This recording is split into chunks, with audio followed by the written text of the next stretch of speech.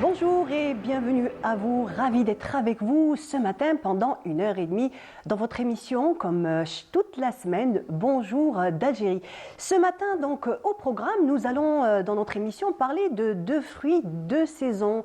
Alors le premier c'est la date puisque la foire internationale de la date a démarré déjà hier et elle continuera jusqu'au 18 novembre.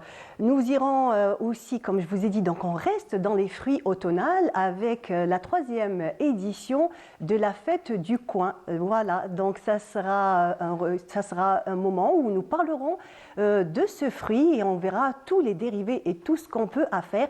Et bien entendu, notre invité nous viendra de Miliana, c'est l'association Les Amis de Miliana. Nous parlerons aussi d'un phénomène qui touche toutes les populations du monde et l'Algérie, hélas, en souffre aussi. On parlera de l'obésité avec Dr Kamel Kadri. Il sera là ce matin pour nous parler donc du 2e congrès national sur l'obésité. Ce matin, nous en parlerons de l'obésité, de la malnutrition et de toutes les maladies qui en résultent. Nous continuerons ensuite avec une très très belle exposition de la grande peintre Baya. Nous parlerons donc de son parcours et étant donné donc qu'elle nous a quittés en 98, ça fait 25 ans, donc c'est pour ça qu'on a organisé des passionnés donc de peinture ont organisé cette exposition. Et nous commencerons donc ce matin avec un nouveau venu avec nous, c'est Yassine Yala. Il sera là donc chaque jeudi dans notre émission Bonjour d'Algérie. Il fera une rubrique donc vie du travail et ce matin nous saurons tout sur le contrat de travail en bonne et due forme. Il nous dira tout à l'heure. Voilà, et on commence toujours notre émission. Cette fois-ci, c'est Emel Aribi qui est là pour nous donner alors les nouvelles du ciel. Bonjour.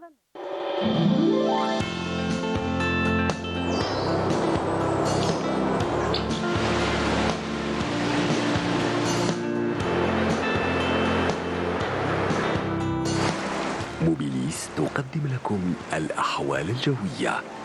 موبيليس معا نصنع المستقبل. Bonjour Amel. Bonjour Marie. Ravie que tu sois avec nous ce matin. De même. Ça va? On est voisines, hein? Oui. C'est ce qu'on disait oui, tout à l'heure en coulisses. On est voisines, on est collègues. Et quel temps il ne fait pas juste à vous aller, hein? Non. On va donner le temps de... Malheureusement pour moi. Encore pas de pluie? Toujours pas de pluie. Allez, vas-y, donne-nous les nouvelles du ciel. Merci Marie. Bonjour à tous et bon réveil. Eh bien, pour aujourd'hui encore, on aura de la brume matinale sur les côtes est également, les régions intérieures de l'est. Puis le ciel restera dégagé, à partiellement voilé tout au long de la journée d'ouest en est. Également, même type de temps vers les régions sahariennes, avec toutefois quelques soulèvements de sable vers l'extrême sud. Les températures, eh bien, elles seront toujours hors saison, avec un maximum cette fois-ci du côté de Tizi Ouzou, 27 degrés, 26 à Tlemcen, 24 à Alger, Constantine, 23 degrés Oran, Tiaret, également à Naba, 25 à Batna, 22 Djelfa, 20 degrés à Al-Biyad, au sud, 26 degrés Béchar, Biskra, également Janet, 27 à Taman Rasset, 28 Ilizi, 32 Insalah, 31 Tindouf, Adrar, 32 vers In Gazem et 34 degrés le maximum. Cette fois-ci du côté de Bourj Bedji Mourtar. La mer aujourd'hui, eh bien, elle se montrera plutôt calme sur les côtes ouest, mais peu agitée sur les côtes centre et est avec des vents faibles, 10 à 20 km/h sur toutes les côtes et les vents seront variables. Et on termine ce bulletin avec l'éphéméride pour aujourd'hui. Eh bien, le soleil se couchera vers 17h38 et pour davantage d'informations, eh bien, vous pouvez consulter le site de Météo Algérie pour les prochaines transformations. Et à noter, pour demain soir, eh bien, on pourra avoir quelques pluies sur les régions du centre-est et l'est. Donc, suivez bien les prévisions. À tout à l'heure.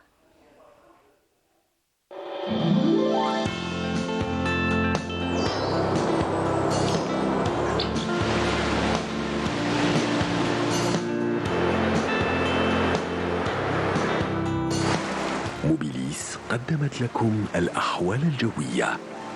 موبيليس معا نصنع المستقبل. Amel, merci beaucoup. C'est moi qui Donc, remercie. pas encore de pluie en perspective. On prévoit quelques pluies en principe demain soir sur le centre Est et l'Est. Et ça Donc, sera des pluies ou des non, mais petites... ce sera quelques pluies par quelques endroit, petites oui, averses. Oui, oui.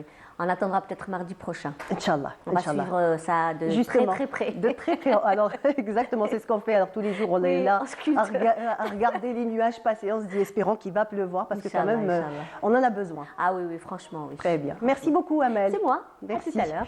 Et donc, on continue. Je vous propose d'écouter un medley de chansons palestiniennes. Et on... يا عالم أرضي محروقة أرضي حرية مسروقة De retour sur notre plateau. Et comme je vous l'avais annoncé tout à l'heure, nous avons un nouveau venu. Donc, Yassine Yala, bonjour. Bonjour, Donc, tu rejoins la grande famille de Bonjour d'Algérie. je rejoins la grande famille de Bonjour d'Algérie. On est très heureux donc de t'accueillir aujourd'hui. Tu seras là donc une fois par semaine le jeudi. Tous les jeudis. Et tous les jeudis, ta rubrique s'appelle Vie professionnelle. Et on verra chaque semaine, on verra une nouvelle thématique, un nouveau point. Exactement, alors comme on le sait tous, la vie professionnelle, le monde du travail n'est pas toujours un long fleuve tranquille. Donc aujourd'hui, la rubrique est là justement pour éclairer les téléspectateurs sur tous les aspects relatifs au travail. Le contrat de travail, les entretiens d'embauche, les entretiens de recrutement, le CV, la lettre de motivation, la formation, la gestion des carrières, etc. Et Il aujourd'hui, y a on va énormément à dire. Il y a énormément à dire. Et donc ce matin, tu vas nous parler du contrat, du fameux contrat de travail. Exactement. Aujourd'hui, nous allons aborder une question qui intéresse tout le monde, c'est le contrat de travail. Alors quel est l'ancrage juridique du contrat de L'ancrage travail? juridique, bien entendu, le contrat de travail est régi conformément aux dispositions de la loi 90-11 du 21 avril 1990, modifiée et complétée. D'accord, 1990, c'est relativement récent. C'est relativement récent. Les gens ont toujours travaillé, même après l'indépendance. Justement. Mais il n'y avait pas forcément de code du travail pour régir tout ça, parce que la priorité à l'indépendance en 1962, à l'indépendance de l'Algérie, avait été donnée au code civil et au code pénal. Le code civil, pourquoi? Parce qu'il fallait régir les activités quotidiennes des gens, les achats, les ventes, les mariages, les divorces, etc. Et le pénal aussi, il fallait mettre en place tout ce qui était puni par la loi en termes de contravention, délits et crimes. Et les gens travaillaient, mais il n'y avait pas forcément de gestion de ressources humaines. Ce n'est que dans les années 80 où il y avait ce qu'on appelait dans le passé. Aujourd'hui, on appelle ça DRH, Direction des ressources humaines. On appelait ça dans le passé, particulièrement dans les années 80, la direction du personnel. Et il y avait une gestion administrative bien maîtrisée. C'était un acquis de l'administration à l'époque. On avait décidé de mettre en place un contrat de travail en 1990. En 90. Donc auparavant, il n'y avait pas ce contrat, on va dire en bonne et due forme, signé par les deux parties. Ce n'était pas tout le monde qui avait un contrat de travail, mais là je parle notamment du Code du travail. Le Code du travail, il a été mis en place en 1990 pour régir notamment un certain nombre de détails et aussi le contrat de travail. Voilà, donc c'est relativement récent comme... Justement, ça m'a surpris. Je pensais que c'était beaucoup plus ancien que ça. Donc autrefois, c'était les fiches de, on va dire les fiches de paye, les bulletins de salaire. Voilà, c'est les bulletins de salaire, parce que le bulletin de salaire est une obligation réglementaire. L'employeur est tenu de remettre un bulletin de salaire aux employés. Voilà, pas forcément un contrat de travail. D'accord. Donc on va parler donc de la signature du contrat des deux parties. Des deux parties. Alors il faut noter que le contrat de travail est établi toujours entre deux parties. Pas trois parties, pas quatre, pas cinq et pas une seule. Lorsque vous signez quelque chose avec vous-même, ça ne s'appelle pas un contrat de travail, c'est un engagement. Alors un contrat de travail est toujours signé entre deux parties. La partie, l'employé, la personne physique, c'est toujours une personne physique. L'employé, son nom, son prénom, sa date de naissance, peut-être aussi son numéro de sécurité sociale. Il est désigné dans le contrat de travail comme le salarié ou l'employé. Et la deuxième partie, c'est la personne morale. À noter qu'on ne signe jamais un contrat avec une personne physique. Une personne physique signe un contrat avec une personne morale, une entreprise, sa raison sociale, si c'est une heure, une SARL, une SPA, une PE, une EPIC, etc. Et cette personne morale, l'entreprise, est représentée par une personne physique, à savoir un président directeur général, un DG, un gérant.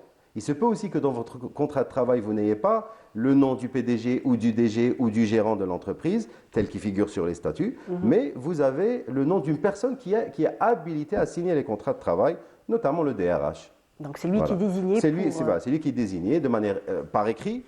Même un mail suffit. Hein. Le gérant de l'entreprise peut très bien envoyer un mail au DRH et lui dire je vous autorise à compter d'aujourd'hui, à partir d'aujourd'hui, de procéder à la signature des contrats de travail. Il est couvert par la loi qui peut qui peut signer. Très bien. Voilà. Donc, il y a plusieurs types de contrats de travail? Oui, il y a effectivement deux types de contrats de travail. Il n'y a pas plusieurs types. En fait, il y a un troisième, je vais en parler. Les principaux types de contrats de travail, vous avez le CDI et le CDD.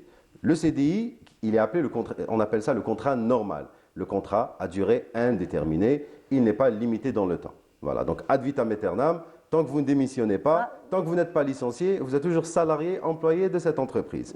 Le deuxième type de contrat, qui est le contrat, je disais que le premier contrat, le CDI, on appelle ça le contrat normal. Donc le deuxième, le CDD, est forcément un contrat exceptionnel. Le CDD, le contrat à durée déterminée.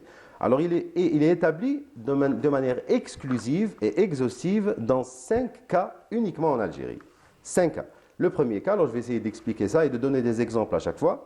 Le premier cas, on recrute une personne en CDD lorsque le travailleur est recruté pour effectuer des tâches, des prestations non renouvelables. Je donne un exemple. Aujourd'hui, nous sommes par exemple une entreprise, nous avons un nouveau logiciel dans l'entreprise que les employés ne connaissent pas. Qu'est-ce que je fais? Je ramène un expert, quelqu'un qui connaît très bien le logiciel. Je lui fais un contrat de 2 mois, de 3 mois, de 4 mois, de 6 mois, de 12 mois, peu importe. Un CDD, l'essentiel, il faut que ce soit un contrat à durée déterminée, et je mentionne qu'il est recruté conformément à l'article 12 du Code du travail, l'alinéa 1, qui est pour effectuer une prestation non renouvelable. Le deuxième cas dans lequel on fait un CDD, un contrat à durée déterminée, c'est lorsqu'il s'agit de recruter un remplaçant d'un titulaire de poste. D'accord. Je donne un exemple. Oui. Il y a une dame qui part en congé de maternité pendant 98 jours ou plus. On ramène, le poste on ne peut pas se permettre en tant qu'entreprise de garder le poste vacant. On ramène quelqu'un, on ramène une personne, on lui fait un contrat de travail, un contrat de remplacement. De remplacement. Comme pour les maladies longue durée, par exemple. Nous avons un employé en maladie longue durée, c'est la même chose. Nous avons une personne qui est en mise en disponibilité, on ne peut pas se permettre de garder un poste vacant longtemps. On ramène une personne pour remplacer le titulaire du poste. Et quand le titulaire du poste revient, on peut décider de garder cet employé, le remplaçant, ou le remercier tout simplement. Okay. Très bien. Dans le troisième cas, oui, justement, il y a un troisième cas. Il y a 5 cas en tout. D'accord. Il y a 5 cas. Donc, le troisième cas, on recrute une personne en CDD lorsqu'il s'agit de l'organisme employeur, de l'employeur, d'effectuer des travaux périodiques à caractère discontinu. J'explique. J'ai besoin de faire un inventaire physique de tout ce que j'ai dans l'entreprise. Je peux faire appel à mes employés, ceux que j'ai, aux employés de l'entreprise, et s'ils sont occupés ou que je veux par exemple donner la chance à d'autres personnes, je peux faire appel à des personnes pour effectuer le comptage, pour faire l'inventaire. Ça, c'est l'alinéa 3, c'est la troisième raison pour laquelle je peux avoir un CDD. Le quatrième cas qui est le plus courant en Algérie, c'est lorsqu'il y a un surcroît de travail. J'ai un surcroît de travail, je ne peux pas faire face à toute la charge de travail que j'ai. Je fais appel à des personnes, je leur fais un CDD, un contrat à durée déterminée. Et le cinquième et dernier cas, lorsqu'il s'agit pour l'organisme employeur d'effectuer des travaux limités qui sont temporaires. Je donne un exemple. Par exemple, si je veux agrandir les rails du métro ou les rails du tramway, je peux ramener une équipe pour faire ce travail pour 18 mois, 24 mois, 36 mois, etc. Car le travail, construire des rails, est un travail qui est par nature temporaire. Voilà, donc ça, j'espère avoir bien expliqué très bien. Non, le CDD. Il y a clair. aussi un autre contrat. Ce n'est pas vraiment la durée du contrat, il peut être fait établi à durée déterminée ou indéterminée. C'est le contrat de mission. Alors le contrat de mission, c'est quoi? C'est lorsque vous signez, alors il peut être établi, comme je disais, à durée déterminée ou indéterminée, mais c'est un contrat à travers lequel l'employé est embauché par une entreprise pour effectuer des missions bien précises dans une autre entreprise. Je donne un exemple. Oui. Il y a une entreprise dans le sud algérien qui reçoit les besoins de recrutement des entreprises pétrolières qui ne peuvent pas recruter directement, qui préfèrent ne pas recruter directement. Donc c'est cette entreprise qui se charge de recruter des personnes, qui leur fait un contrat avec cette entreprise qu'on va appeler entreprise A et qui les met à disposition de l'entreprise B, C, D, etc. On appelle ça un contrat de mission. Voilà, il peut être à durée déterminée ou indéterminée. Très bien. Donc pour un contrat de travail, il y a des clauses. Est-ce qu'il y a des clauses obligatoires dans un contrat de travail? Il y a en effet des clauses obligatoires dans un contrat de travail, qu'il soit déterminé ou indéterminé. Dans les deux cas? Dans les deux cas. Très à ton bien. avis, elles sont au nombre de 3. 3, bravo, Voilà. bravo. Il y a 3 clauses obligatoires dans un contrat de travail, qui soit à durée déterminée ou indéterminée. Il suffit qu'il manque une de ces 3 clauses, ou les 3 clauses, le contrat n'a aucune valeur juridique, c'est-à-dire qu'il est nul et non avenu, pour utiliser une expression juridique. Ces 3 clauses sont le poste occupé. Vous êtes recruté en qualité de quoi? De DFC, d'agent d'entretien, de caméraman, d'animateur, de responsable RH. Il faudrait que le poste figure clairement sur le contrat de travail. La deuxième clause obligatoire dans un contrat de travail, c'est le salaire. Il faudrait qu'il figure clairement aussi. Qu'il soit salaire de base, ou salaire net, ou salaire brut, il faudrait que ça figure clairement sur le contrat de travail. Okay. Même si c'est le salaire de base, sans prime, sans rien d'autre. D'accord, ça c'est obligatoire. C'est obligatoire. Et la troisième clause obligatoire dans un contrat de travail, si elle manque celle-ci aussi, le contrat est nul et non avenu, c'est le lieu de travail ou le lien de subordination. C'est-à-dire que vous êtes recruté et vous faites partie de quel département? Département marketing, département RH, département comptabilité. Il faudrait que vous soyez assigné à un département et que ça figure sur le contrat pour éviter toute confusion. Et tout contrat de travail doit obligatoirement contenir ces 3 clauses. D'accord, très très bien. Alors donc les 3 clauses sont claires. Il y a une question en fait qui revient souvent, Yacine, c'est est-ce qu'un CDD ouvre obligatoirement droit à un CDI? Oui, c'est l'une des questions les plus fréquemment posées.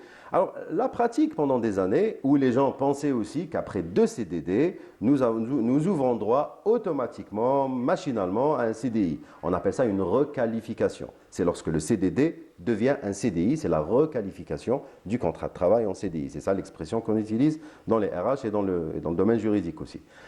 Non, la réponse est non.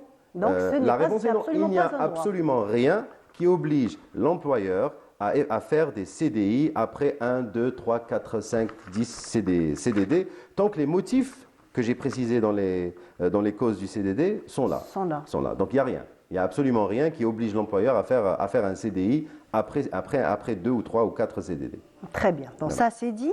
Est-ce qu'un contrat de travail doit obligatoirement être signé par les 2 parties?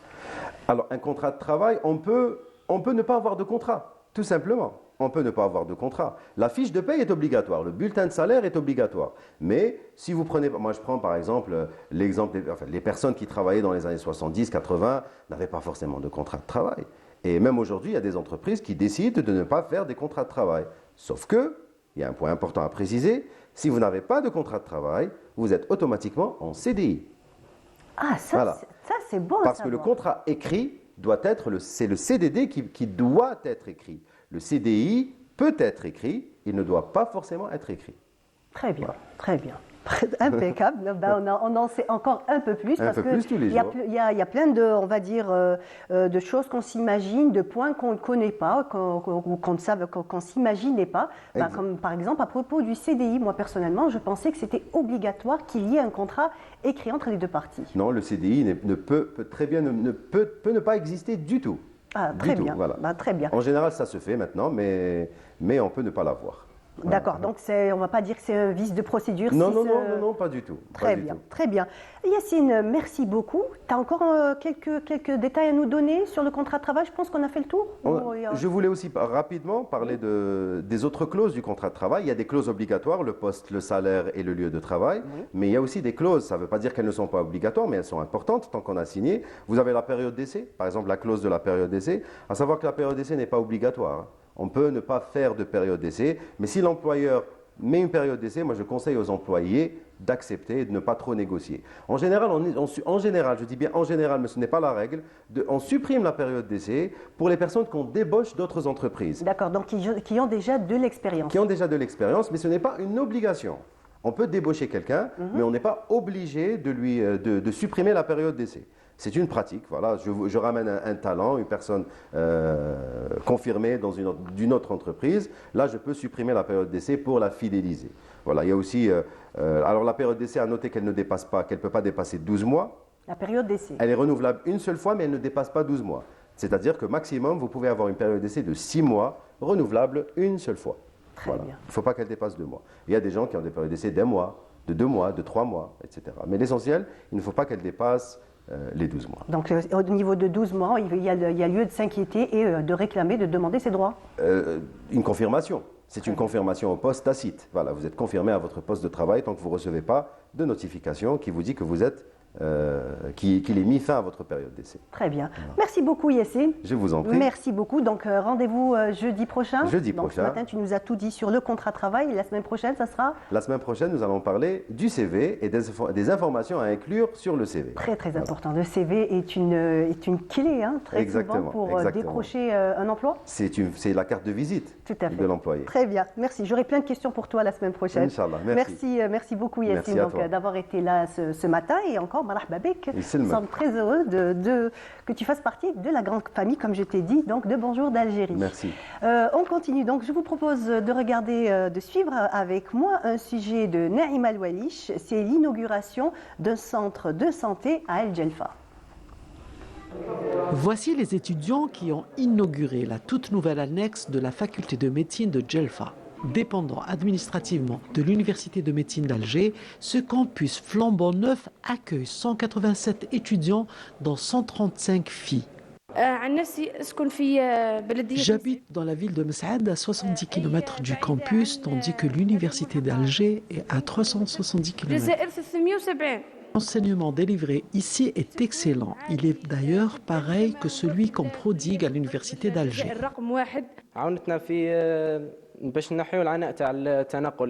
Ce campus nous a permis de nous passer des transports et de bénéficier en même temps d'une formation de qualité, puisque nous sommes peu nombreux. On espère que cette université intègre de nouvelles filières comme la chirurgie dentaire et la pharmacie.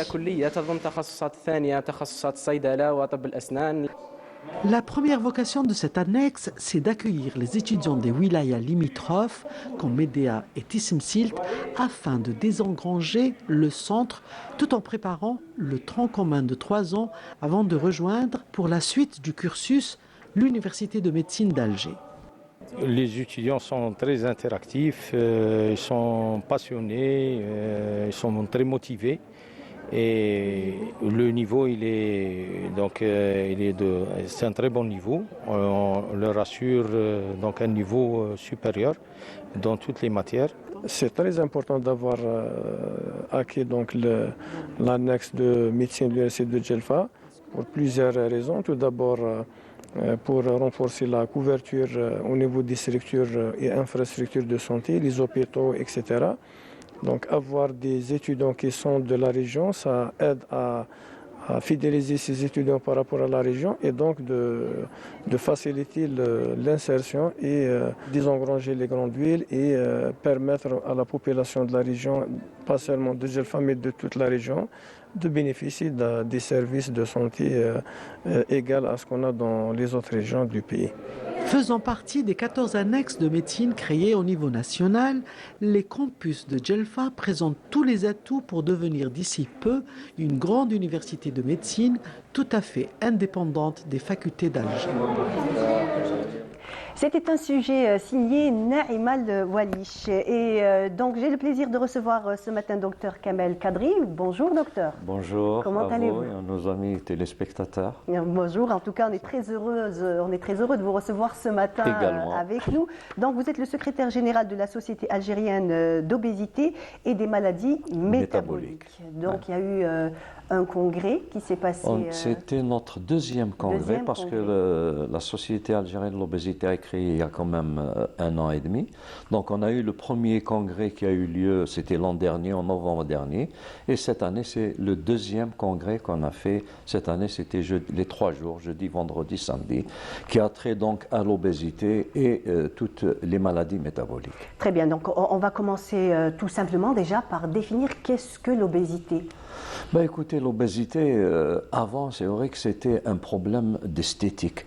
C'était plus. Et maintenant, il se trouve que ce n'est plus un problème d'esthétique, mais c'est une véritable maladie. L'obésité. Certains disent presque pandémie, étant donné que ça touche effectivement, le monde entier. c'est une pandémie. D'abord, on est passé donc de l'esthétique à la maladie. D'abord, pour dire que c'est une maladie, l'OMS a défini la santé. Pour l'OMS, la santé, c'est un état de bien-être physique, mentale et sociale. Or, l'obésité, elle répond aux normes de la maladie. Ça veut dire que l'obésité remet en cause le bien-être physique, le bien-être moral et le bien-être social. Le bien-être physique, c'est par les maladies, toutes les différentes maladies qui sont associées à l'obésité, telles que le diabète, l'hypertension artérielle, les maladies cardiovasculaires, le cancer, etc. Sur le plan psychique, elle retentit aussi sur le plan psychique puisqu'elle induit donc toute une série de troubles psychiques tels que l'anxiété, la dépression, etc. Et sur le plan social, il y a cette discrimination, le regard de la société sur les personnes qui vivent avec une obésité. Donc, atteinte physique, mentale et sociale, c'est une maladie. C'est une maladie donc classée par l'OMS en 1997 comme étant une maladie chronique. C'est une maladie qui est très fréquente. C'est une pandémie, vous l'avez dit. C'est une pandémie mondiale où l'Algérie n'a pas été épargnée par ce fléau. Il y a eu l'étude qui a été faite par le service du ministère de la Santé. Ben, écoutez, 30% des femmes sont obèses, 14% des hommes, et surtout l'obésité infantile. Elle touche aussi bien l'adulte et or, l'enfant d'aujourd'hui, c'est l'homme de demain. Donc, elle est très fréquente, elle touche donc les deux sexes et elle a des conséquences.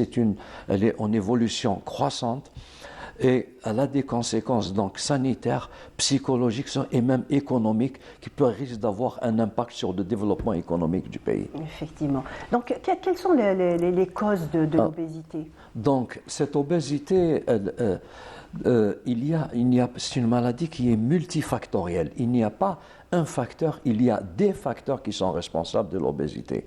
Il y a tout d'abord la génétique, il y a l'hérédité. Mais la génétique seule n'explique pas l'apparition de l'obésité. Il faut qu'il y ait des facteurs environnementaux. Donc, c'est quoi? Il y a tout d'abord donc l'alimentation. L'alimentation telle que la suralimentation et les gens qui consomment énormément des quantités importantes d'alimentation, une alimentation très riche, très énergétique, très calorigène, sont exposés au surpoids ou à l'obésité. Des gens qui le grignotage par exemple, lorsqu'on grignote à tout moment, à 10h, on mange à midi, à 17h le soir, et on se lève le soir pour manger. Donc ce grignotage va être à l'origine... Les habitudes alimentaires ont changé. Les habitudes alimentaires ont changé. Il y a les régimes trop restrictifs.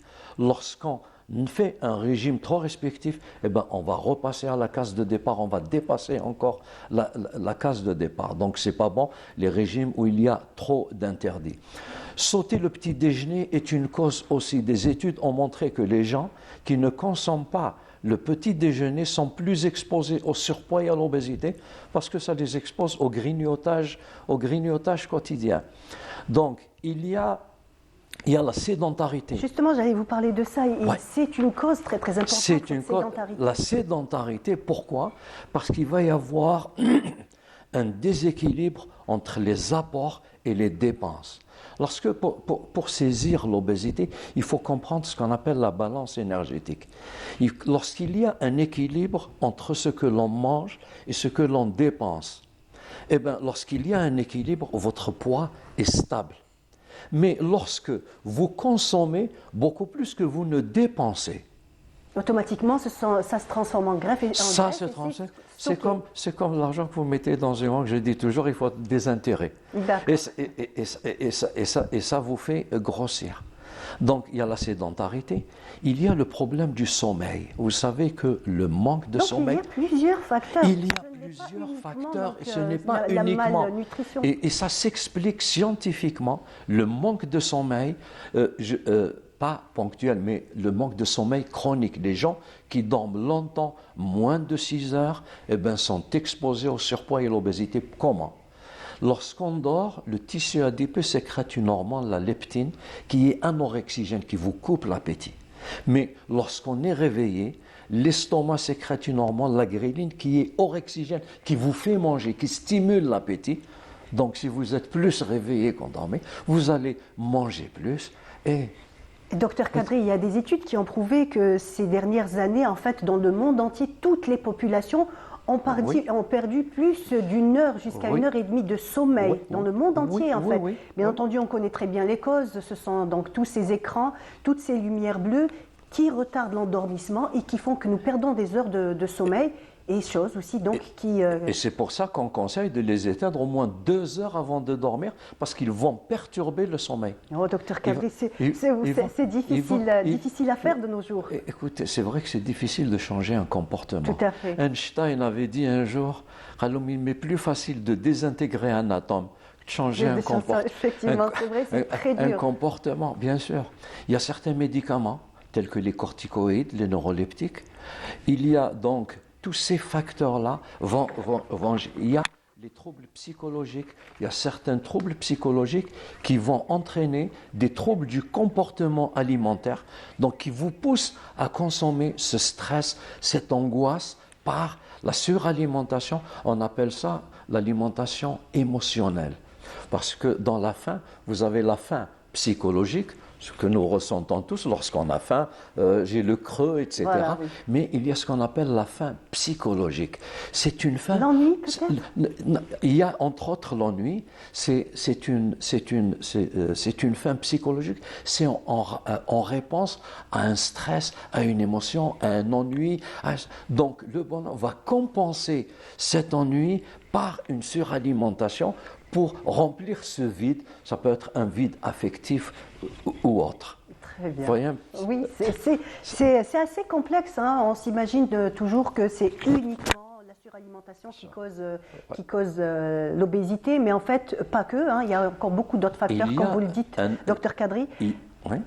On regarde juste d'abord quelques images. Donc, Samia Boualoul s'est rendu vendredi dernier donc, au 2e congrès national sur l'obésité et les maladies métaboliques. On regarde le sujet et on revient, on continue juste après.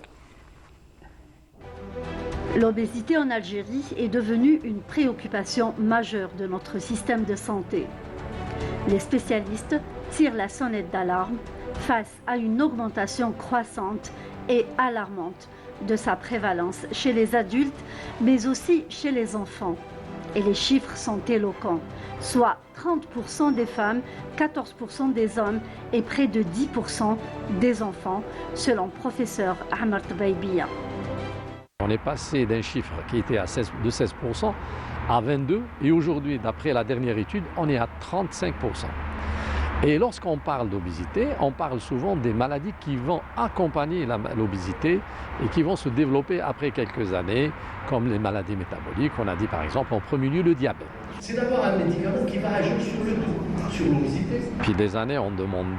Donc, nous avons demandé un plan national de lutte contre l'obésité. Nous sommes très contents que Monsieur le ministre et les autorités sont maintenant sensibles à ce projet et à cette demande. Que Monsieur le ministre a exposé les 5 axes.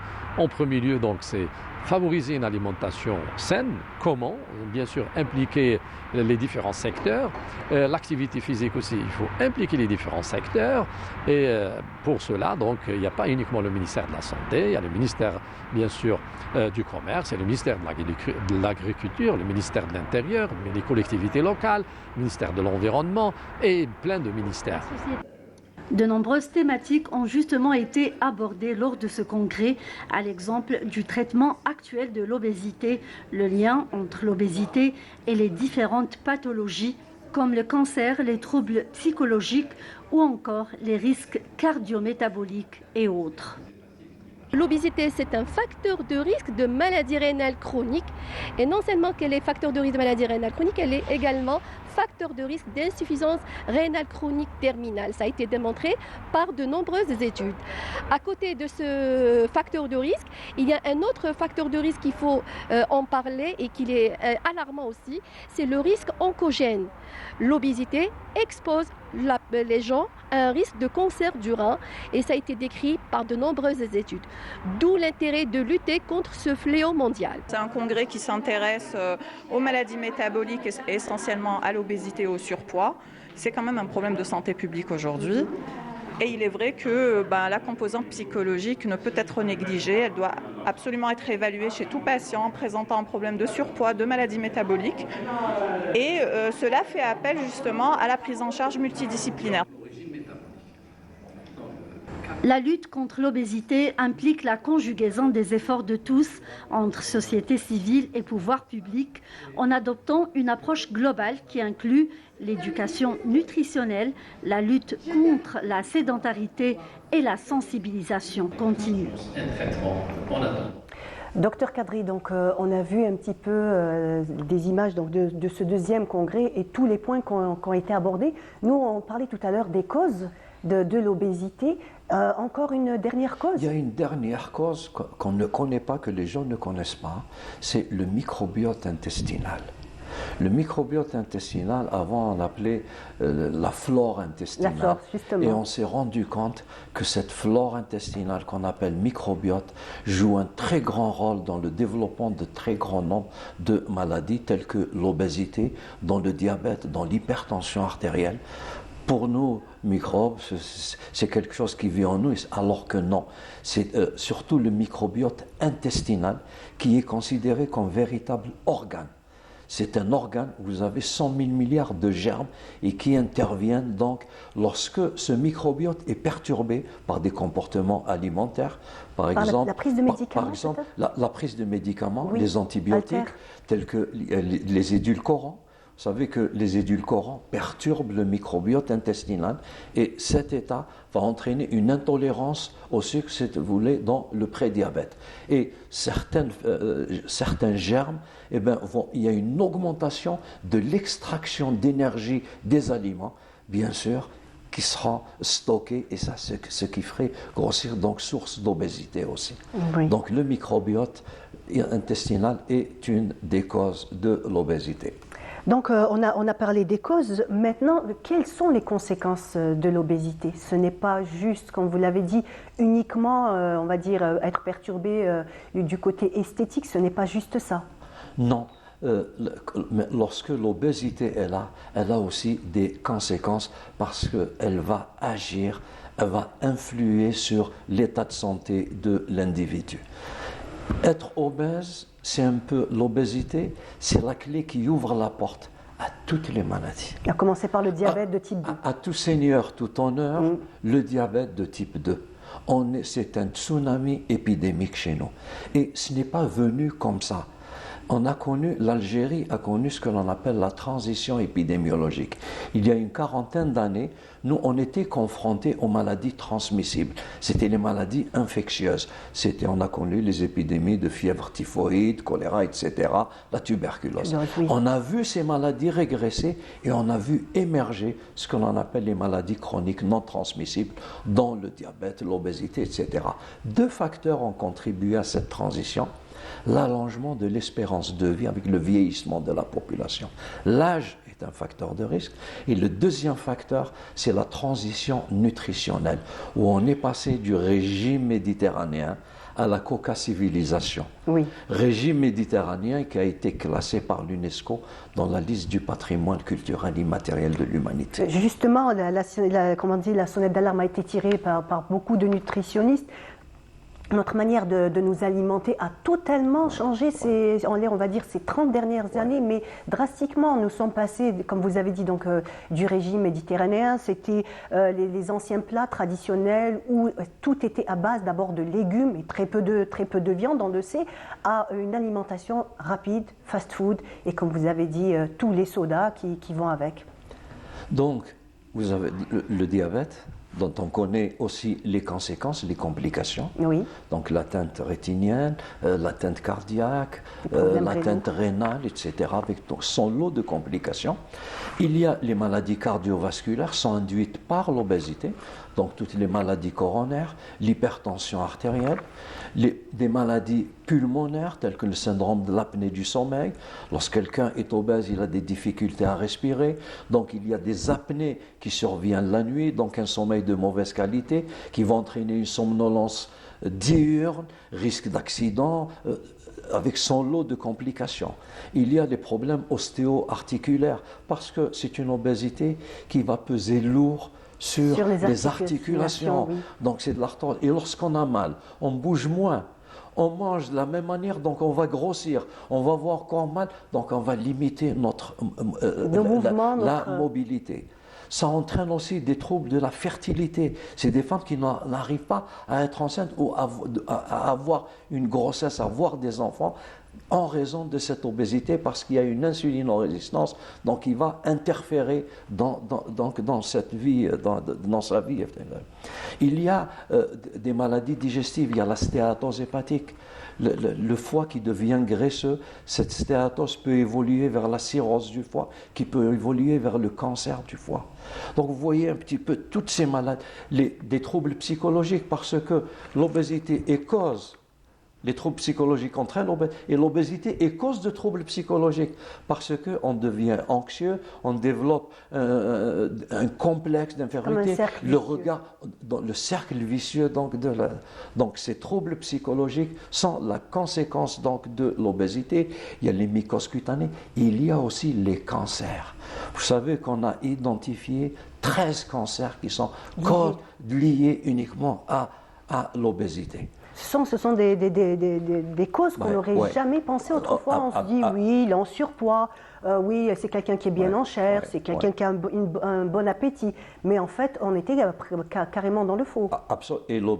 Et même pendant la période Covid, les formes les plus graves ont été observées chez les personnes obèses. Donc, ils ont fait des formes plus graves lors de l'épidémie Covid qu'on a connue. J'ai une question. Est-ce que le surpoids, bon, on dit obésité, on sait très bien qu'il y a l'indice de masse corporelle à calculer, mais est-ce qu'aussi déjà le surpoids est un problème qu'il faut régler pour ne pas aller vers l'obésité? Si vous êtes en surpoids, vous êtes dans l'antichambre de l'obésité. D'accord. Très bien. Donc, alors, vous avez évoqué l'IMC, c'est l'indice de masse corporelle qui nous permet de classer cette obésité.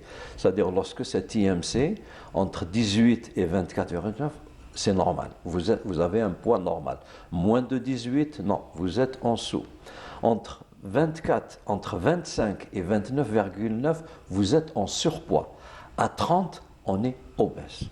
À partir de 30, mais ce qu'il y a, il faut le prendre avec des pincettes parce que l'indice de masse corporelle, je vous prends quelqu'un, un Arnold Schwarzenegger, quelqu'un qui a une masse musculaire développée, il peut avoir un IMC à 30 et il n'est pas obèse. Parce qu'il ne fait pas la différence entre la masse graisseuse et la masse musculaire et la masse osseuse. Justement, en parlant de la masse graisseuse, on sait très bien que par exemple la masse graisseuse, on va dire que la plus dangereuse, c'est celle qu'on retrouve sur le ventre.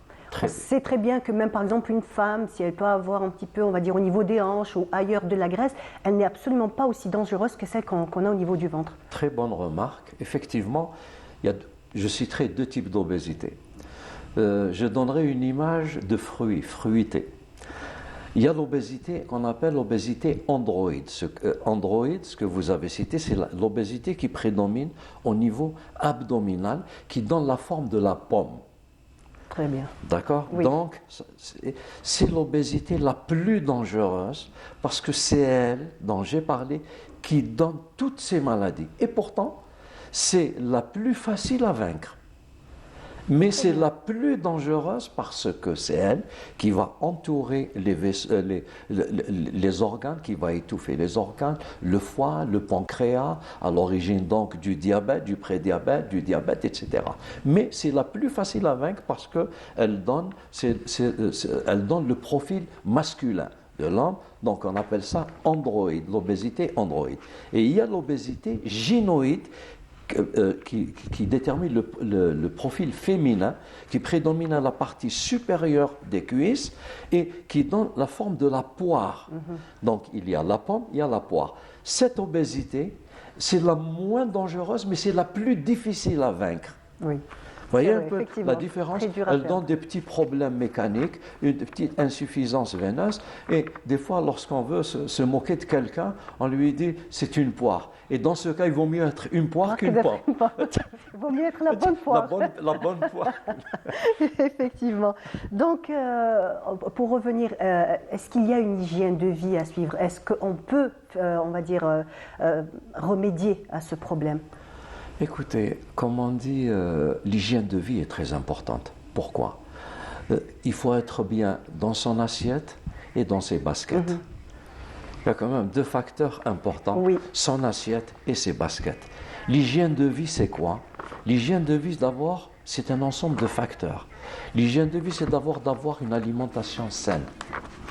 C'est d'avoir une activité physique qui est adaptée à tout un chacun. Tout le monde, quel que soit l'âge, qu'est-ce que l'on a, peut avoir une activité physique. Il y a le respect du temps de sommeil, qui est très important, qui fait partie de l'hygiène de vie. Dormir suffisamment fait partie de l'hygiène de vie. La gestion du stress, parce que le stress est cause d'obésité, et la préservation du microbiote. Mais l'alimentation, je reviens à l'alimentation, elle a un rôle très important. C'est la pièce maîtresse, si vous voulez, de l'alimentation. Quand je dis à quelqu'un, il faut avoir une alimentation saine. Qu'est-ce que ça veut dire avoir une alimentation saine ou manger sainement? C'est-à-dire avoir une alimentation qui est variée, elle est équilibrée, elle est modérée et elle s'inscrit dans la durée. Variée, pourquoi? Variée en dehors du lait maternel, les 6 premiers mois, les 2 premières années, il n'y a aucun aliment complet qui apporte à l'organisme tout ce dont il a besoin pour assurer un bon développement et une bonne croissance. C'est la raison pour laquelle nos repas doivent comporter des glucides, des lipides, des protéines, des fruits et légumes, et donc le lait et produits laitiers. Les sucres, ce n'est pas les sucres industriels. Ce n'est pas le jus que vous m'avez servi. Oui, c'est pour ça que vous n'avez pas touché. C'est pour ça que je ne l'ai pas touché. Oui, vous avez raison, tout à fait. Donc c'est c'est surtout les glucides complexes d'absorption lente à index glycémique bas. J'insiste sur les fruits et légumes qui sont très importants. Et je crois que beaucoup de gens n'ont pas compris le slogan de l'OMS lorsque l'OMS dit 5 fruits et légumes. Ce n'est pas 5 fruits, ce n'est pas 5 légumes. C'est un fruit à midi, un fruit le soir, un plat de légumes crus midi et soir, et un plat de légumes cuits le soir. Très bien, très bien. Très bien, merci beaucoup Dr Kadri, merci. On a fait le tour donc sur tous les problèmes que cause l'obésité et toutes ces maladies. Merci beaucoup d'avoir été avec nous ce matin, ce fut un plaisir.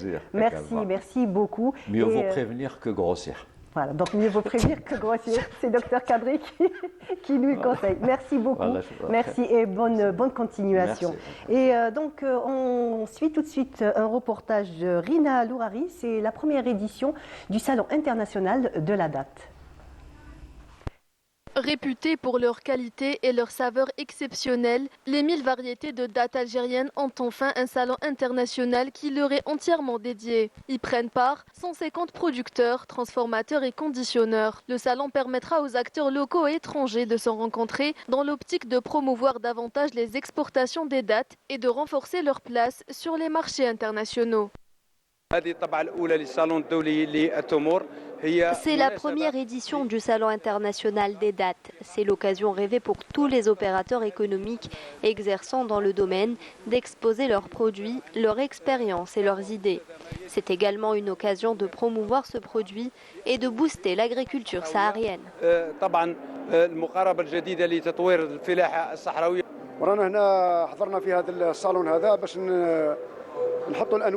Nous sommes là pour exposer les différentes variétés des dattes de la wilaya de Ouergla, soit près d'une centaine de variétés. L'objectif est de faire connaître notre production aux étrangers qui connaissent uniquement Deglet Nord.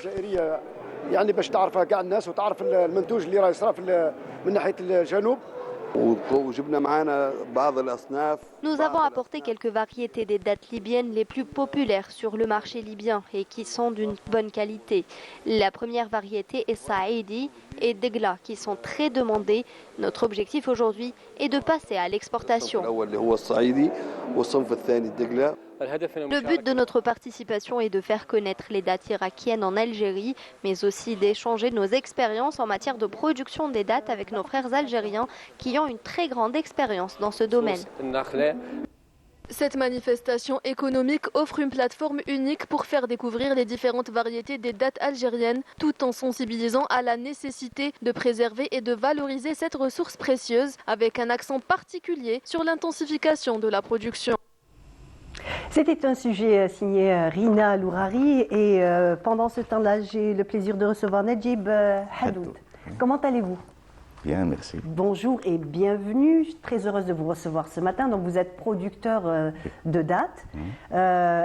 Puisque le salon a démarré donc, hier, le salon international de la date, qui va se poursuivre jusqu'au 18 novembre. Donc, ce n'est pas une première pour vous, puisque déjà vous êtes producteur et exportateur de dattes. On va parler un petit peu de ce fruit très prisé par les Algériens, mais pas que, puisque même aussi à l'international, c'est un fruit qui est extrêmement demandé et surtout des variétés. On va parler des variétés algériennes. On dit qu'on a 800 variétés de dattes. Plus de 1000. Plus de 1000, d'accord. Oui. Donc mes pas calculs toutes sont pas bons. commercialisables. Combien sont commercialisables? Oh, une trentaine peut-être. Une trentaine. Mais peut-être que dans l'avenir, on va commercialiser un peu plus parce qu'elles sont peut-être pas connues. Justement. De tout le monde. Donc c'est vrai que, mis à part les gens qui sont de la région, peut-être ils connaissent toutes ces variétés de dattes. Nous qui sommes plus au nord, on ne connaît que quelques-unes, peut-être les plus connues ou celles qui sont, on va dire les plus belles ou peut-être au niveau du goût, parce qu'on sait très bien que d'une variété à l'autre, il y a la forme qui change, il y a peut-être le goût aussi, il y a beaucoup de choses qui changent au niveau des variétés. Oui. Beaucoup de choses changent. Il y a le goût, il y a la structure de la date, il y a des dates molles, il y a des dates sèches, il y a des dates claires, il y a des dates foncées, il y a des dates... voilà, donc vous avez toute une panoplie. Donc 150 variétés cette année au niveau de la foire internationale qui ont été exposées. Oui, probablement. Oui. J'ai vu ça, oui. Effectivement, même nous qui sommes dans la date, nous ne connaissons pas toutes les variétés.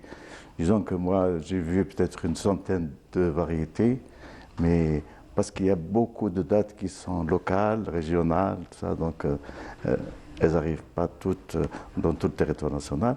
Et j'espère qu'un jour, tout le monde, dans tout le territoire national, Justement, c'est peut-être un petit peu le but, déjà de faire connaître toutes ces variétés méconnues, peut-être, comme on l'a dit, les mettre à disposition du grand public, ou peut-être même aussi les faire connaître à l'international, puisqu'on a dit que le goût, la couleur, tout change, on va dire, d'une variété à l'autre.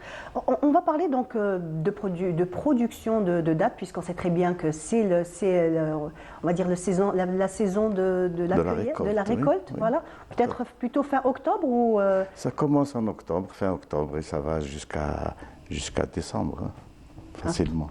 D'accord. C'est un petit peu comme pour l'olive, ça s'étale sur... Je pensais que c'était plus court. Non, c'est parce qu'il y a beaucoup de palmeraies, moins de main-d'œuvre, donc ça prend un peu plus de temps.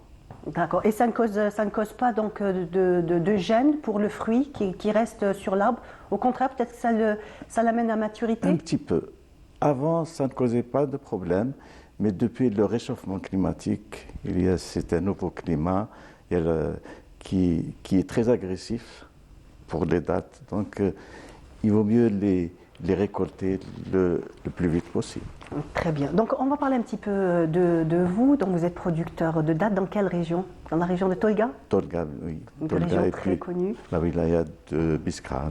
On est dans 3 ou 4 endroits dans la wilaya. D'accord. Combien de palmiers? On compte en palmiers ou on compte en hectares? En palmiers. En palmiers. En fait, c'est différent des autres cultures. En palmiers. En fait, on est une famille de véniciculteurs depuis 5 ou 6 générations. Et puis, dans l'exportation, on est à la 3e génération. Enfin, il y a 3 générations. Une génération avant, nous-mêmes, et la 3e qui est en train de... Donc, la famille continue. Voilà. Donc, si vous voulez, dans la famille, je sais pas, le nombre de palmiers, peut-être 30, 40 000 palmiers dans la famille. Entre ce qui a été hérité et les nouvelles plantations, parce que chaque génération doit planter ses propres palmiers. Bien sûr.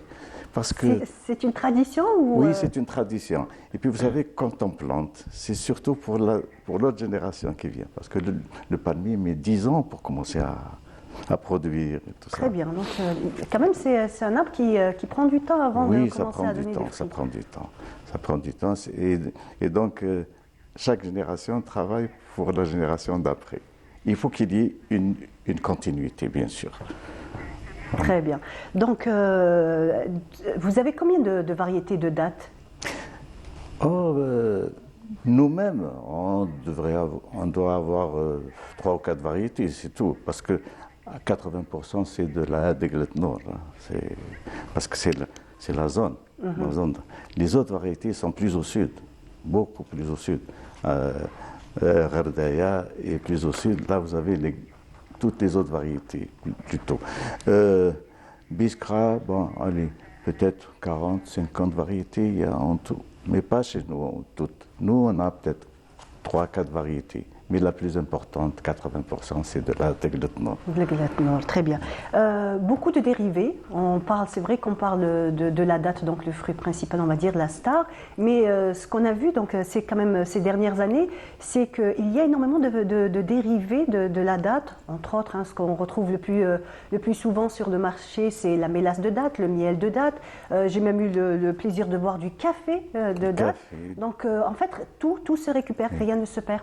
Oui, absolument. Il y a même des gens qui font des meubles avec les palmes et tout ça. Avec les palmes, on peut faire du papier, on peut faire le meilleur. Il paraît que le meilleur papier pour les billets de monnaie, en fait, on peut les faire à base de feuilles de date, des palmes. Oui, effectivement, il y a tout. Vous avez de la farine de date, vous avez du sucre de date, vous avez de la mélasse, comme vous dites, vous avez du café depuis peu, vous avez toute une panoplie. Pendant le Covid, on en a fait même du gel. Ah, très bien. Du gel hydro. Oui. D'accord. Oui, il y a des gens qui ont fait ça, oui. Très bien, à base de date. Comme quoi, l'ingéniosité. Et qui est aussi efficace que le gel, mais beaucoup moins nocif. Justement, parce qu'on sait très bien que le gel contient beaucoup de produits chimiques qui ne sont pas très bonnes pour la santé. On va parler aussi encore de la date. On sait très bien que nous, sur nos marchés, on trouve plusieurs qualités. On parle aussi de la qualité donc de la date ultra mielleuse, avec ce côté transparent, le noyau qui s'enlève très facilement, jusqu'on va dire, donc c'est cette date pressée pour faire quelques recettes traditionnelle. La pâte de date, oui. Mais on va dire, pour passer de cette qualité à l'autre, est-ce que l'emballage, est-ce que le packaging, maintenant, est devenu important? On sait très bien que nous, les Algériens, on aime les dates, donc on peut les acheter en vrac. Est-ce que, on va dire qu'il y a une nouvelle façon d'acheter les dates? Est-ce qu'on préfère, par exemple, un beau packaging à acheter des dates en vrac au kilo? Absolument. Et vous travaillez sur ça? Ah oui, c'est un point important? Très, très important. Chaque année, on a 2 ou 3 nouveaux packaging que nous faisons. Donc il y a de l'innovation dans le packaging, c'est essentiel. Actuellement, on doit penser à ça. Les consommateurs aussi, ils deviennent exigeants parce qu'ils voient ce qui se passe ailleurs et ils exigent aussi des opérateurs qu'ils fassent un bon packaging, tout ça. Et oui, effectivement. De mettre aussi déjà donc le packaging, de mettre à l'abri de la poussière, bien stocké aussi. Très bien. Donc un dernier mot sur votre participation au salon?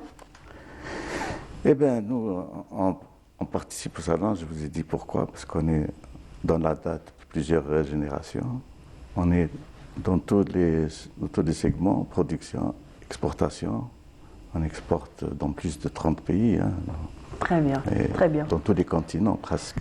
Donc ce salon international aussi vous permet d'avoir cette interconnexion entre vous, producteurs, et même d'autres pays, puisqu'on a vu que l'Irak était là, la Libye aussi. Donc ça vous permet un petit peu d'ouvrir les horizons et peut-être même aller vers des échanges, du troc. Oui, pourquoi pas? Bien sûr. Très bien. Merci beaucoup d'avoir été là ce matin, de nous avoir parlé donc de la date, de l'exportation et de la qualité et des variétés de dates algériennes. Merci pour l'invitation aussi. Merci beaucoup. On continue. Comme je vous l'avais dit tout à l'heure, nous allons parler de la grande artiste Baya Allah Yarhamha. Donc Lila Ben Aïcha s'est rendue à la galerie Guesni. Et elle nous a fait donc un petit état des lieux de cette exposition. On regarde et on revient. À la galerie Gessoum Antiquité, le collectif Les Amis de Baya lui rend un hommage particulier. 25 ans après sa disparition, Baya reste une icône de l'art plastique algérien. Une artiste qui a bousculé les codes du pinceau pour créer un art propre à elle, un art universel.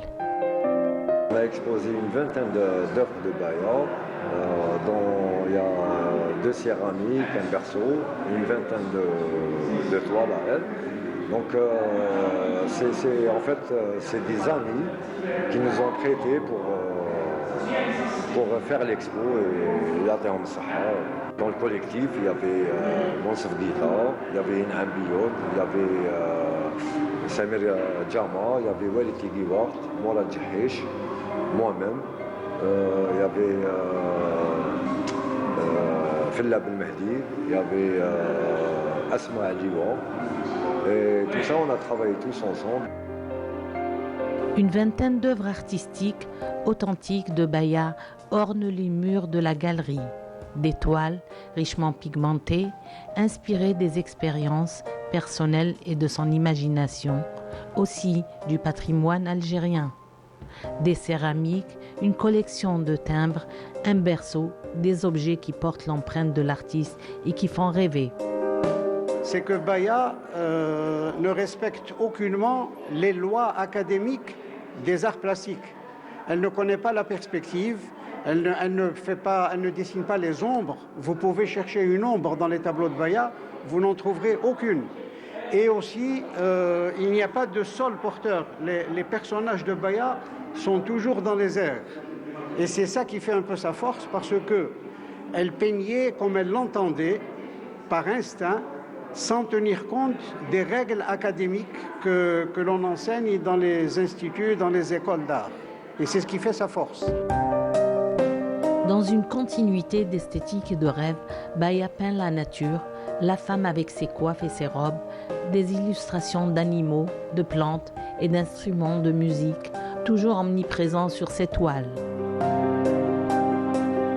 Moi, ça me replonge dans un passé lumineux. Ça ne veut pas dire que le présent n'est pas lumineux, on a un beau soleil.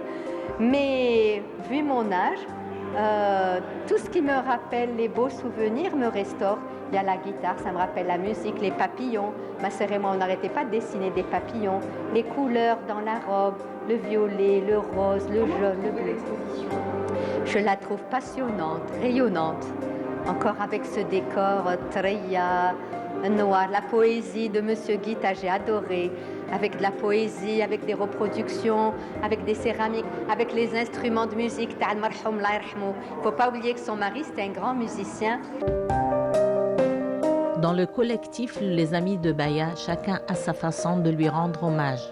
Un texte, un poème, une toile ou encore une tenue traditionnelle algérienne.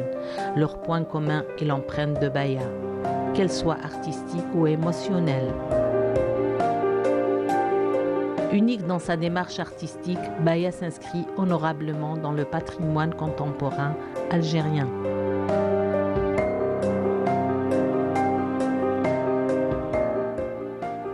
Une très très belle exposition de Baya. Et pour nous en parler ce matin, Bayoud Inham, bonjour. Bonjour. Merci d'être là ce matin avec nous. Eh ben, merci. Nous sommes ravis de vous recevoir. Donc, vous êtes directrice de l'Institut supérieur arabe de traduction. Oui, très bien. Oui, j'occupe cette fonction.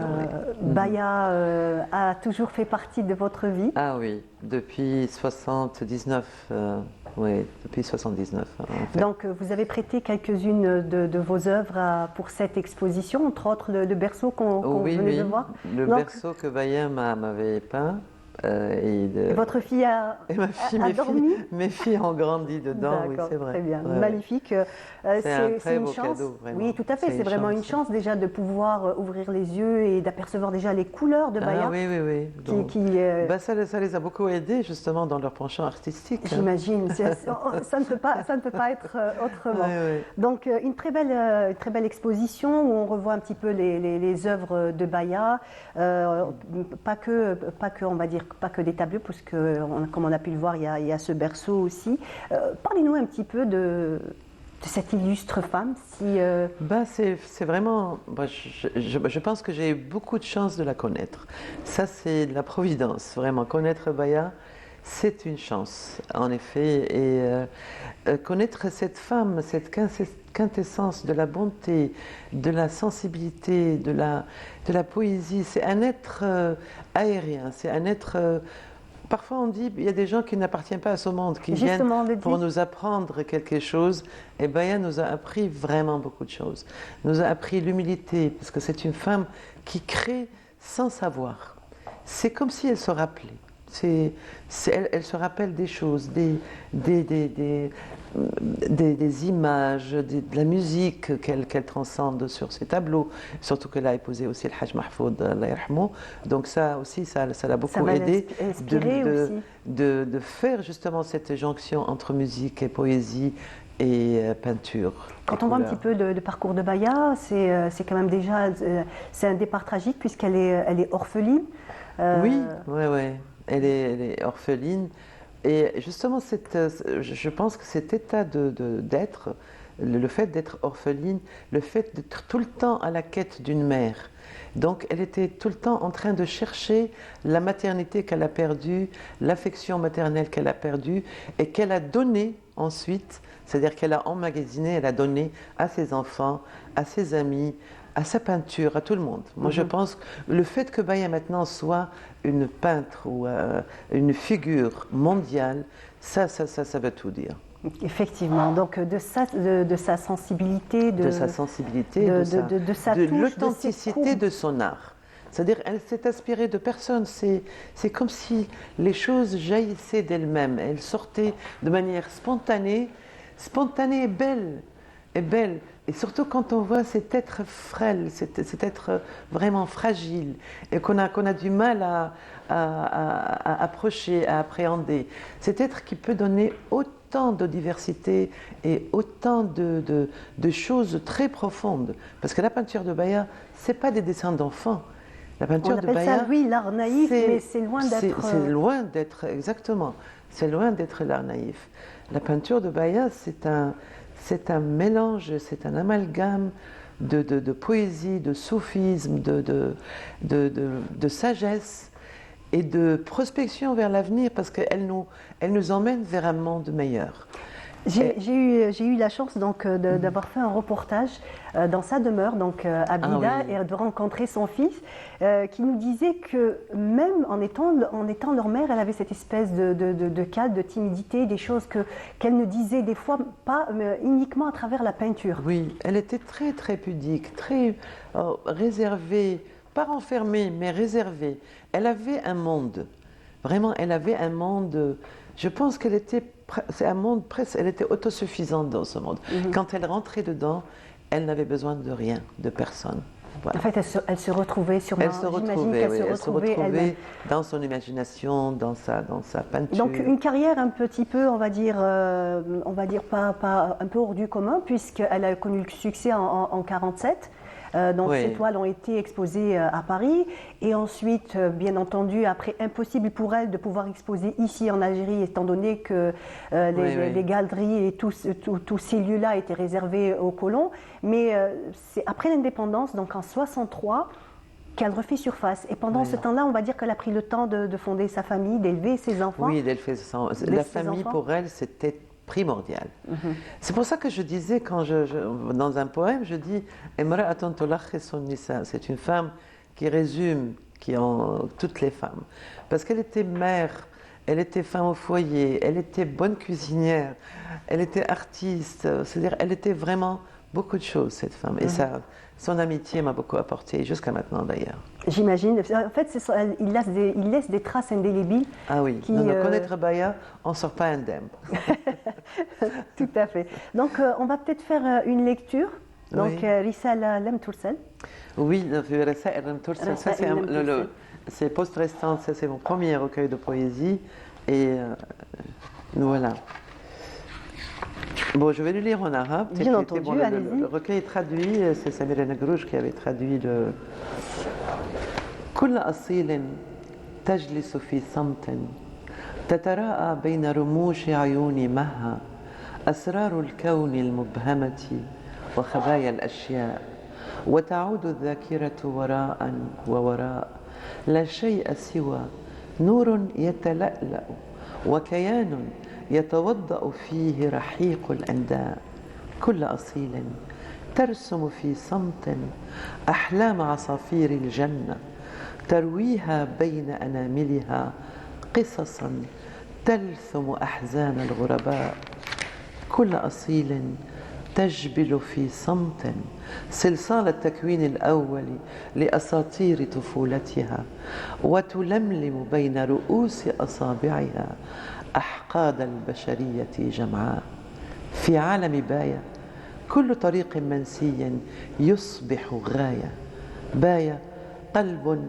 يخفق أبدا في جسم بلوري لا يعكس إلا أطيافا تجعلنا أفضل مما نحن عليه وأجمل مما كنا وأشد صفاء.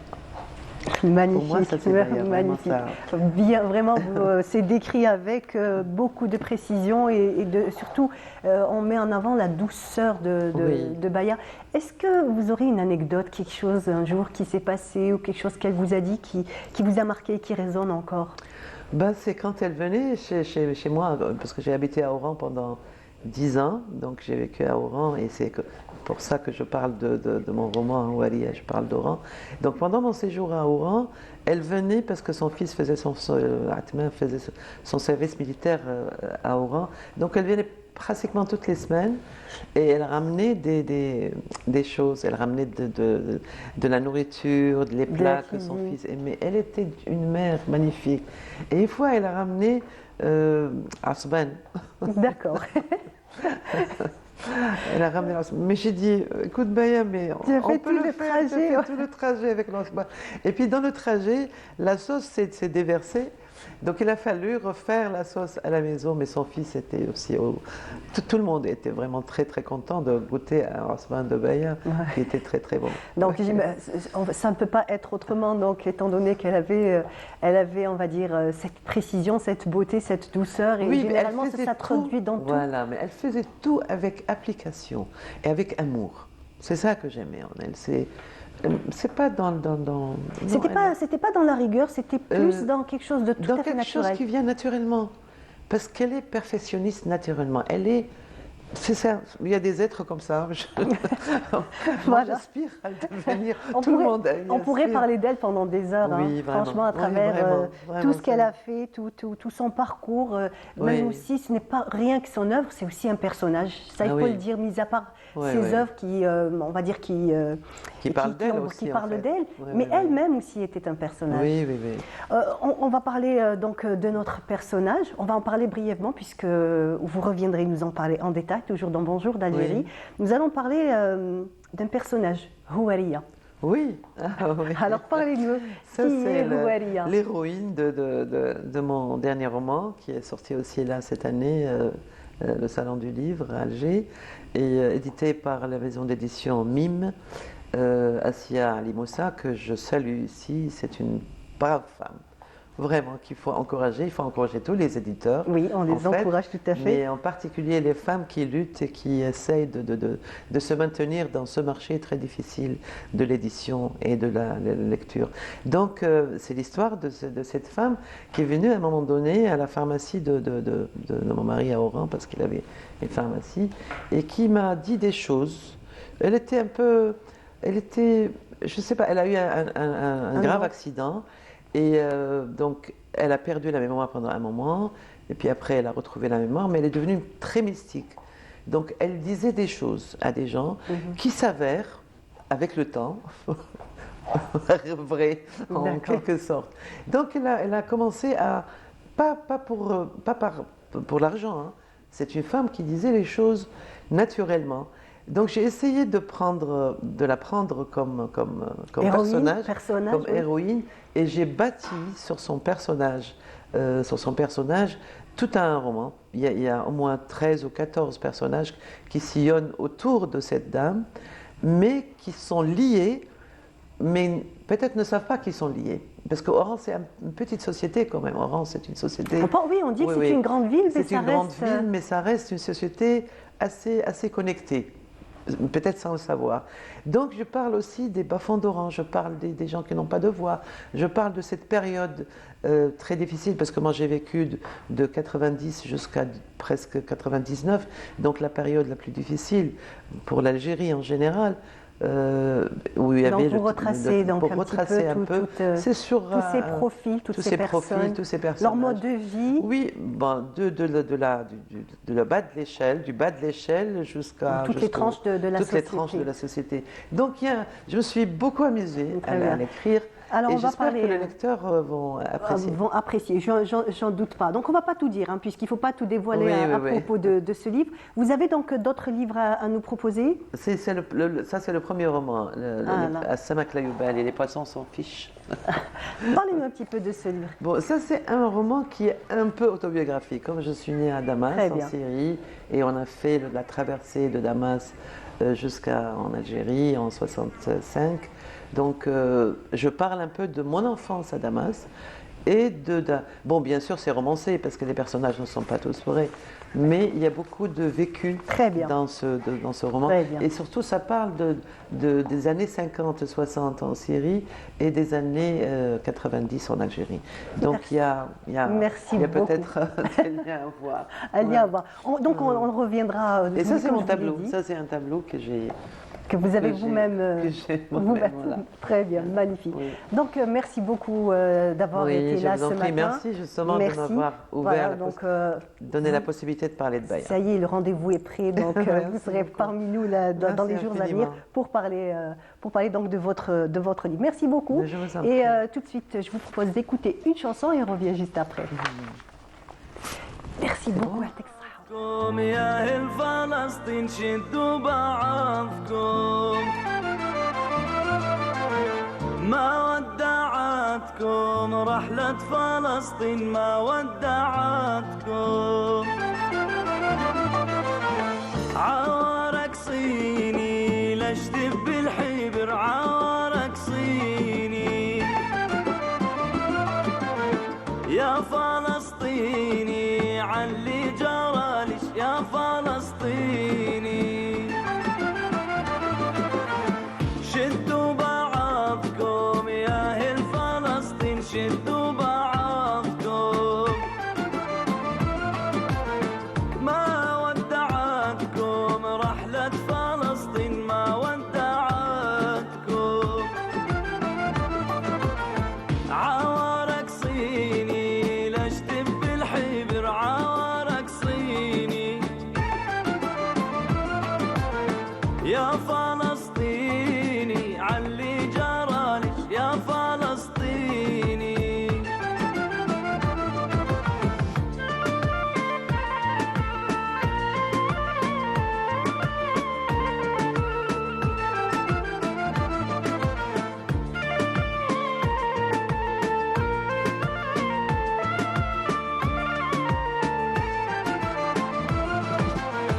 والنذر مني نذر علي والنذر مني لارقص واغني بأرض فلسطين لارقص واغني والنذر شفته نذر علي والنذر شفته ترابج ما Voilà, comme je vous l'avais promis tout à l'heure, j'ai le plaisir de recevoir Hassiba Jazzar. Bonjour. Bonjour. Bienvenue. Merci. Donc, vous êtes membre de l'association Les Amis de Miliana. Et comme je l'avais dit tout à l'heure, j'avais annoncé, j'ai dit que nous allons parler d'un fruit qui est de saison, qui est le coin Sfarjel. Voilà. Alors, parlez-nous un petit peu de Sfarjel. Ce sont les coins de Miliana? De Miliana, oui, des jardins, parce que Miliana, elle est très, très connue par les coins bio, en plus, qui sont riches en pectine. Qui aide à faire la gelée de pectine et la pâte qui est connue. La pâte de coin. Très bien, comme on peut le voir, donc là on a de la pâte de coin, nous avons ici donc de la gelée, ça c'est de la gelée. C'est fait avec les pépins de... Bon, comme je l'ai dit, déjà le coin, il est riche en pectine naturelle. Donc, elle est faite à base de pépins, voilà, c'est tout. Très bien, oui. Très bien. Donc, c'est la troisième année consécutive. Voilà. Donc, vous avez pu me l'expliquer hier, troisième année consécutive, alors avec plus d'exposants, plus de produits et plus de visiteurs. Oui, exactement. Ce salon ou cette festivité nous aide à développer cette tradition, à donner plus de la valeur au tourisme solidaire et durable. Et la sauvegarde du savoir-faire ancestral. Effectivement, donc qui s'exporte un petit peu, qui sort de la région, puisqu'on sait très bien, Madjoun Tbessa, comme on l'appelle, c'était chaque famille faisait sa propre quantité. Chacun avait, on va dire, sa portion pour la famille. Mais là, non, en fait, là maintenant, vous proposez à la vente, on peut déjà comme ça ne pas le faire soi-même, parce que je sais très bien que c'est fastidieux, c'est compliqué, c'est pas aussi simple qu'on peut le croire. Déjà, rien que le coin lui-même est un fruit qui est difficile à éplucher. À éplucher, voilà. Effectivement. Mais la chose qui est bien à Miliana, c'est que toutes les familles gardent ces traditions. Chaque famille prépare ses confitures. Chaque maison prépare ses confitures. Donc des fruits bio. Bio, oui. Comme je vous ai déjà dit, comme ces fruits, c'est les coins du jardin de mes parents. D'accord. Donc, généralement, même à Miliana, toutes les familles, c'est comme ça, tout le monde a un petit jardin où il y a... Généralement, j'ai fait beaucoup de reportages, je connais assez Miliana, c'est une ville que je trouve magnifique. J'avais vu aussi d'autres fruits, c'est le plaque minier aussi. Plaque minier, oui, c'est la saison aussi. C'est la saison aussi. C'est beau à voir, hein, dans les arbres, c'est très beau à voir. Donc, une région quand même qui est en altitude.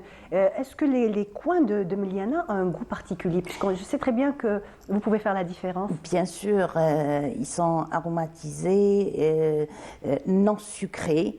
Même il y a on peut les utiliser dans des tagines salés, comme la soupe de coin. Elle est très bonne avec des châtaignes et du potiron aussi. C'est bon, ça, oui, ça a l'air d'être très beau. C'est très beau. On utilise aussi dans des tagines, hein. Donc c'est très connu, avec son parfum. Alors pour cette troisième édition, est-ce qu'il y a eu quelque chose de particulier qui a attiré votre attention, par exemple une nouvelle recette ou un nouveau packaging en ce qui concerne les confitures? Est-ce qu'il y a quelque chose de particulier qui... Oui, il y a de l'innovation dans tout ça, mais on préfère, à Miliana, on préfère garder les anciennes recettes, les anciennes traditions, c'est pour ça. Il y a aussi de l'innovation, mais on préfère les garder. D'accord, donc vous préférez sauvegarder, on va dire, les préparations, les recettes telles que vous le faisaient, on va dire, vos aïeux. Dans des chaudrons à l'ancienne. Dans des chaudrons oui. En cuivre. En cuivre, oui. Justement, très bien. Donc c'est important d'avoir... C'est important. Donc c'est pour ça que les confitures, quand j'ai fait moi à la maison, dans ma petite marmite en inox, je crois pas que ça donne pas en fait le même goût. Il y a une saveur. Le même goût, et parce que le cuivre il est connu avec sa chaleur. On garde la chaleur, donc la confiture, elle est bien cuite. Et on peut la sauvegarder comme... J'avais vu à Médéa une excellente recette, c'était robe donc de raisin. De raisin, c'est le sucre naturel. Et quand j'avais vu, voilà, du sucre naturel, quand j'avais vu la recette, en fait, c'est une espèce de gros chaudron pour quand on revient toujours sur le cuivre. Et c'est du jus de raisin qu'on fait cuire pendant à peu près 3 jours, je crois. Non, on prépare les raisins dans des tamis qu'on utilise juste le raisin qu'on fait cuire, le jus de raisin qu'on fait cuire pendant toute la journée. Ah, toute la journée, d'accord. Toute la journée. Donc jusqu'à ce que on va dire réduise, la préparation réduise et ça donne cette espèce de mélasse, robe, c'est très bien. C'est excellent, c'est vraiment un goût unique. Le jour où j'avais goûté, c'était pour moi franchement c'était une découverte. Oui, même il y a des confitures qu'on utilise, on n'utilise pas le sucre commercialisé, on l'utilise avec le sucre naturel, avec robe. Très bien. Donc, dans les préparations du cognac, de quoi? Ah, très bien. Donc, c'est vraiment, vous êtes non content, vous êtes dans le bio, mais même aussi donc le sucre raffiné est mis de côté. C'est effectivement, oui, effectivement. Très bien. Alors, on va montrer. Voilà, franchement, ça donne envie. Ça, c'est de l'innovation. C'est beau à voir. C'est la pâte de coin enrobée de fruits secs. D'accord, donc on peut voir donc ici pistache, noix de coco, amandes, noix. En tout cas, c'est joliment préparé. Toujours, on va dire que la base est toujours la même. Donc les coins. Est-ce que cette année, la production est bonne pour les coins? Oui, ça va, elle est bonne, Emiliana. Elle n'est pas comme la dernière fois, comme la dernière année, parce qu'on a moins de pluie et tout. Donc, mais elle est bonne. Ah, très bien. Tous les jardins, toutes les familles, donc. Comme je l'ai dit tout à l'heure, comme je l'ai dit tout à l'heure, donc étant donné que chacun a on va dire sa petite production, ce sont des petites parcelles, donc absolument pas industrielles et surtout bio. Donc vous ne mettez aucun pesticide au niveau des arbres? Rien. Pas du tout. C'est un fruit bio comme le plaque minier, comme les cerises, donc tout est naturel. Tout est bio. Très bien. Donc, on peut un petit peu rappeler l'événement. Ça s'est passé où? C'est au musée de Miliana, au musée Emir Abdelkader de Miliana. D'accord. Donc, ça c'est quand? C'est demain et après-demain. Demain, vendredi. Le 16 et 17, donc au musée de Miliana. Emir Abdelkader. Très bien. Donc un rendez-vous près. J'imagine que les gens de Miliana et peut-être même ceux les amoureux de saveurs nouvelles. Oui, effectivement. Il y a même des exposants qui viennent d'Orwilaya. Très bien. Comme Médéa, Coléa. Merci beaucoup, merci à vous. Merci beaucoup d'avoir été là ce matin et nous avoir garni le plateau de ces bonnes choses. Merci beaucoup. Merci à vous. Voilà, c'est déjà fini, donc 1h30 sont passées. Ce fut un plaisir donc de vous accompagner. Je vous dis, restez toujours sur les programmes de Bonjour d'Algérie et à jeudi prochain. Au revoir. Merci beaucoup, Hassiba. J'ai pas osé goûter. J'allais regarder. ما ودعتكم رحلة فلسطين ما ودعتكم عوارك صيني لشتف بالحبر عوارك صيني يا فلسطيني علي جرالش يا فلسطيني شدوا بعضكم يا أهل فلسطين شدوا